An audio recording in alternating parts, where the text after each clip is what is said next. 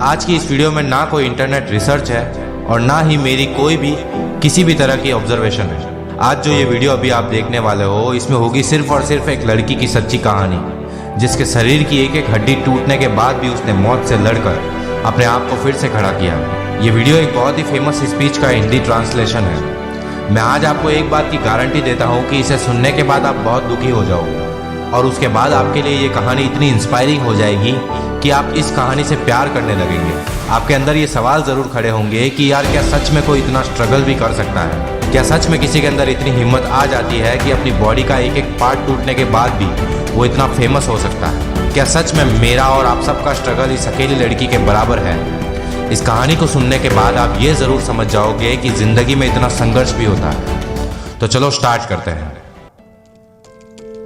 सब मेरी डिसेबिलिटी देखते हैं, लेकिन मैं अपनी एबिलिटी देखती हूँ। सब मुझे डिसेबल बोलते हैं, लेकिन मैं खुद को डिफरेंटली एबल बोलती हूँ। आपकी ज़िंदगी में कुछ एक्सीडेंट होते हैं और वो एक्सीडेंट आपको तोड़ते हैं, परेशान करते हैं, पर वो आपको बेस्ट बना देते हैं। और यही सेम चीज़ मेरे साथ भी हुई। मैं 18 साल की थी जब मेरी शादी हो गई। मेरे पिताजी चाहते थे कि मेरी शादी हो जाए और मैंने उस वक्त अपने पापा से यही कहा कि अगर इससे आपको खुशी मिलती है तो मैं यही करूँगी। और हाँ, ये कभी भी एक हैप्पी मैरिज नहीं थी। शादी के लगभग 2 साल बाद ही मेरा एक कार एक्सीडेंट हो गया। पता नहीं, लेकिन किसी वजह से मेरे पति को कार चलाते चलाते नींद आ गई और कार एक बड़े से गड्ढे में जा गिरी। उन्होंने कार से बाहर कूदकर खुद को बचाया। मैं उनके लिए बहुत खुश हूँ, पर मैं कार के अंदर ही रह गई और मैंने बहुत सारी इंजरीज को सस्टेन किया। मेरी इंजरीज की लिस्ट बहुत लंबी है, तो डर मत जाना। मेरी कलाई फ्रैक्चर थी, कंधे की हड्डी और कॉलर बोन भी फ्रैक्चर थी। मेरा पूरा रिब केज फ्रैक्चर था और रिब केज की वजह से मेरे लंग्स और लीवर भी बुरी तरह से इंजर्ड थे। मैं सांस नहीं ले पा रही थी। मैंने अपना यूरिनल पावर कंट्रोल खो दिया था, इसीलिए मुझे यूरिनल बैग पहनना पड़ता है जहां भी मैं जाती हूँ। मेरे बैकबोन की 3 वर्टिब्रा पूरी तरह से टूट चुकी थी और मैं अपनी बची हुई पूरी जिंदगी पैरालाइज रहने वाली थी। मैं उसके बाद हॉस्पिटल पहुंची, जहां मैं लगभग 2.5 महीने रही। मेरी कई सारी सर्जरीज भी हुई। एक दिन डॉक्टर मेरे पास आए और उन्होंने मुझसे कहा कि मैंने सुना है कि तुम एक आर्टिस्ट बनना चाहती थी, पर तुम एक हाउसवाइफ बन गई। मेरे पास तुम्हारे लिए एक बुरी खबर है, तुम कभी भी दोबारा पेंट नहीं कर सकोगी, क्योंकि तुम्हारी रिस्ट और आर्म पूरी तरह से डिफॉर्म हो चुकी है और तुम कभी भी पेन नहीं पकड़ सकोगी। अगले दिन डॉक्टर फिर आए और उन्होंने मुझसे कहा कि तुम्हारी रीढ़ की हड्डी की इंजरी बहुत बुरी है, तुम कभी भी दोबारा चल नहीं सकोगी क्योंकि तुम्हें स्पाइन इंजरी है और तुम्हारी बैक में फिक्सेशन है। तुम कभी भी किसी बच्चे को जन्म नहीं दे पाओगी। उस दिन मैं बर्बाद हो गई। मैंने अपनी माँ से पूछा कि मैं ही क्यों, और तब से मैंने अपने वजूद पर सवाल करने शुरू कर दिए कि मैं जिंदा ही क्यों हूँ। और तब मैंने ये महसूस किया कि शब्दों में भी आपको आराम देने की ताकत होती है। मेरी माँ ने मुझसे कहा कि ये वक्त भी गुजर जाएगा, उस ऊपर वाले के पास तुम्हारे लिए इससे भी अच्छा प्लान है। मुझे नहीं पता कि वो क्या है, पर उसके पास था। और उन सभी परेशानियों और दुख के बीच वो शब्द इतने जादुई थे कि उन्होंने मुझे चलते रहने की हिम्मत दी। एक दिन मैंने अपने भाई से कहा कि मैं जानती हूँ मेरे हाथ डिफॉर्म हैं, पर मैं हॉस्पिटल की इन सफ़ेद दीवारों को देखकर थक चुकी हूँ। इन सफ़ेद कपड़ों को पहनते पहनते थक चुकी हूँ। मैं अपनी ज़िंदगी में रंग भरना चाहती हूँ। मैं कुछ करना चाहती हूँ। मुझे कुछ कलर्स दो, मुझे एक छोटा सा कैनवास दो, मैं पेंट करना चाहती हूँ। तो उस वक्त जो पहली पेंटिंग मैंने बनाई थी वो थी ऑन माई डेथ बेड, जहाँ पर मैंने पहली बार पेंट किया। वो आर्ट का एक पीस सिर्फ मेरा पैशन नहीं था, वो मेरी थेरेपी थी।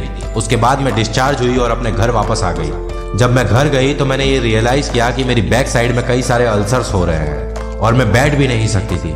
मेरे पूरे शरीर में कई सारे इन्फेक्शंस और कई सारी एलर्जीज थी। तो डॉक्टर्स चाहते थे कि मैं बेड पर सीधी सीधी लेटूं।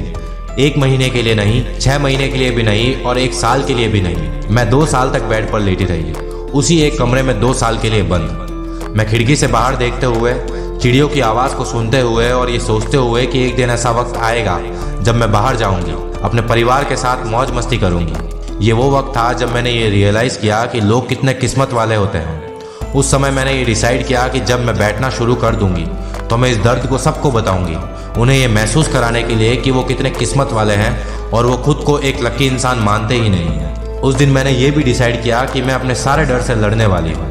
हम सभी के अंदर डर होते हैं, अनजाना डर, लोगों को खोने का डर, हेल्थ, पैसा और भी ऐसे कई सारे डर। हम अपने करियर में आगे बढ़ना चाहते हैं, हम प्रसिद्ध होना चाहते हैं, हम और पैसा कमाना चाहते हैं और हम हर वक्त डरे होते हैं। तो मैंने लिखना स्टार्ट किया एक एक करके उन सभी डर को और मैंने डिसाइड किया कि मैं इन सभी डर से बाहर निकल कर आऊँगा। आपको पता है मेरा सबसे बड़ा डर कौन सा था? डिवोर्स। मैं उस इंसान के पीछे पड़ी थी जो मेरे साथ रहना भी नहीं चाहता था, पर मैंने कहा कि नहीं, मुझे इस रिश्ते को चलाना होगा।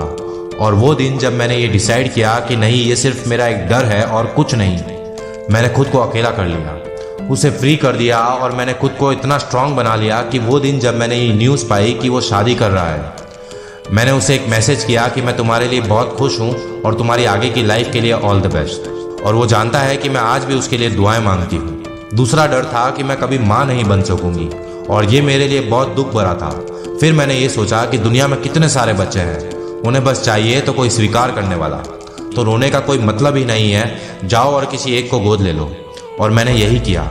लोग सोचते हैं कि उन्हें कोई स्वीकार नहीं करेगा क्योंकि हम इन परफेक्ट लोगों के संसार में इम्परफेक्ट हैं। तो मैंने ये डिसाइड किया कि इसकी जागरूकता के लिए एनजीओ खोलने की बजाय, जो मुझे पता है कि किसी की हेल्प नहीं करेगा, मैं लोगों के सामने ज़्यादा आने लगी। मैंने पेंट करना शुरू किया। मैंने तय किया कि मैं पाकिस्तान नेशनल टीवी में एज एन एंकर काम करूंगी और मैं कई सारे शोज कर रही हूँ। पिछले 3 सालों से मैं यूएन वुमेन पाकिस्तान के लिए नेशनल गुडविल एम्बेसडर बन गई और अब मैं महिलाओं और बच्चों के अधिकार के लिए बोलती हूँ। हम इंक्लूजन, डाइवर्सिटी और जेंडर इक्वलिटी के बारे में बात करते हैं, जो कि बहुत ज़रूरी है। जब भी मैं लोगों के बीच जाती हूँ, मैं बहुत हंसती हूँ। मेरे चेहरे पर हमेशा एक बड़ी सी स्माइल रहती है और लोग मुझसे पूछते हैं, तुम ये हर वक्त हंसते हंसते थक नहीं जाती हो? इसका रहस्य क्या है? मैं हमेशा एक बात कहती हूँ कि मैंने उन चीज़ों के बारे में सोचना बंद कर दिया है जो मैं खो चुकी हूँ, वो लोग जिन्हें मैं खो चुकी हूँ, और वो लोग और चीज़ें जो मेरे साथ होनी चाहिए वो मेरे साथ है। और कभी कभी किसी का ना होना आपको एक बेहतर इंसान बनाता है।